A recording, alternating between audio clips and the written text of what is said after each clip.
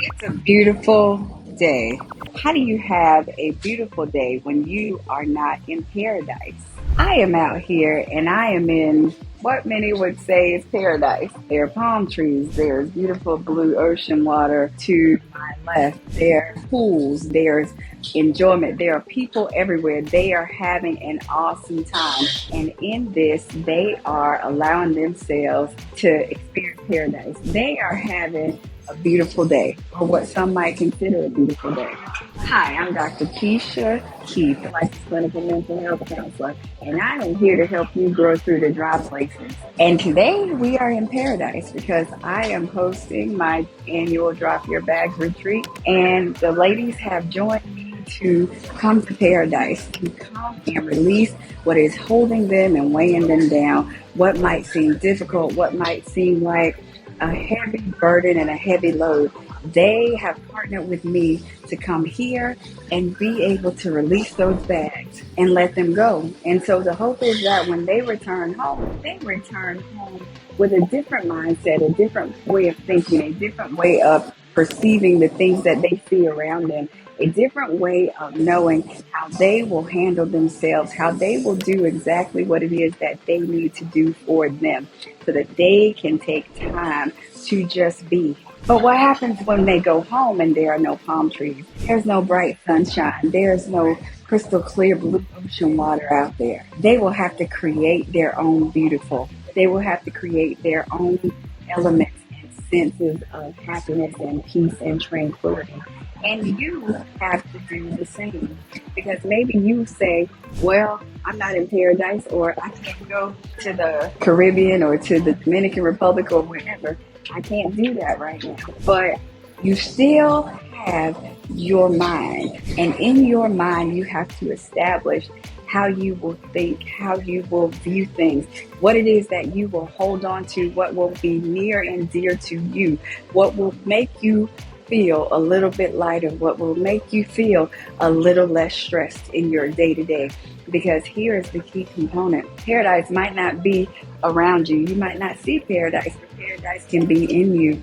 And that means that if you remember those things that you hold dear, that you cherish, that bring you peace, that bring you tranquility, if you can visualize what those things are, so you can close your eyes and you can just put in your mind what it is that you find peaceful, what it is that you find joyful, what it is that you find puts your heart at ease and your mind at rest.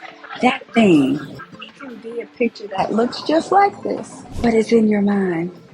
Because that key to unlocking those emotions that are peaceful, those emotions that will be kind, those emotions that will allow you to be your best self, to do the things that you need to do on a daily basis, the key to unlocking that is in your mind. So we have to do our imagery. We have to do our focusing.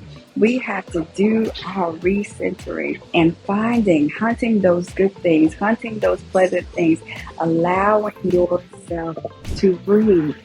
And just visualize the wind and the air just moving and blowing over your face, just gently blowing and caressing your face. That is you being one and connected with the beauty, connected with God and who He is and the peace that He brings. And when He brings that peace, it surpasses all understanding. It goes beyond what you see around you. That could be feeling like something's just is blowing up. It's like a whirlwind. Everything's just out of sorts. It can be what you hear.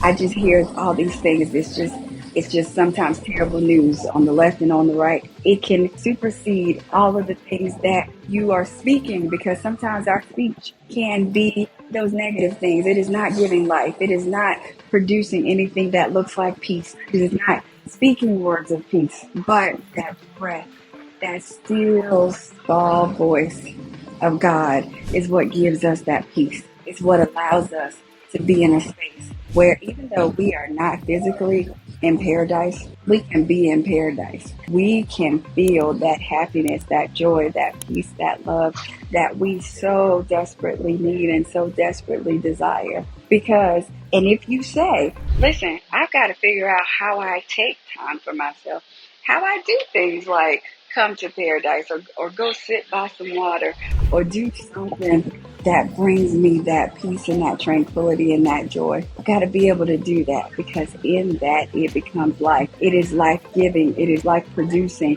It inspires us to be better, to be our best selves, to do the things that we need to do on a daily basis because everything is not always going to be peaches and cream. It is not always going to be sunshine. It is going to be cloudy. But just like that song says, you can have sunshine on a cloudy day. And they equate that to my girl, but you can equate it to that soul that lives in you. And you can equate it to that peace that lives in you because you are cultivating that peace.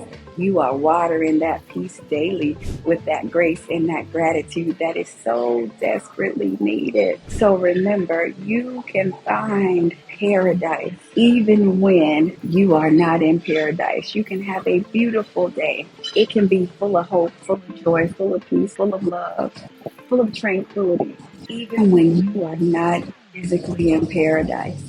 Find your paradise and find it as often as you can so that you can be at peace, so that you can keep moving forward as you are growing through those dry places. And then you will see bit by bit, the more that you are consistently doing that, your worries that overwhelm, it becomes less and less and less. And you are in a space where you just release the bag.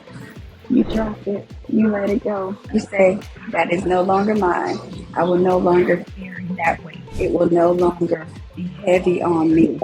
I release that and I embrace this joy. And I embrace this opportunity in these spaces to be all that I can be the best that I can be every day. Showing up for myself, showing myself compassion, showing myself grace, showing myself kindness.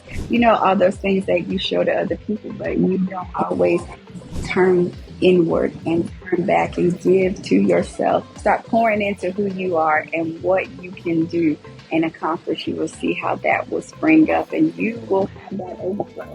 And you will be able to give from that overflow as you serve others without depleting and diminishing your cup. I hope one day to see you ladies here with me as we drop our bags. Come and experience the experience of being able to recharge, refuel, refocus, and re-energize your life from the inside out. And I hope you have enjoyed this. And if you have, share it with somebody else because they may need to have a beautiful day even when they're not in paradise. And we will talk soon in this next video. Be sure to watch. Thank you.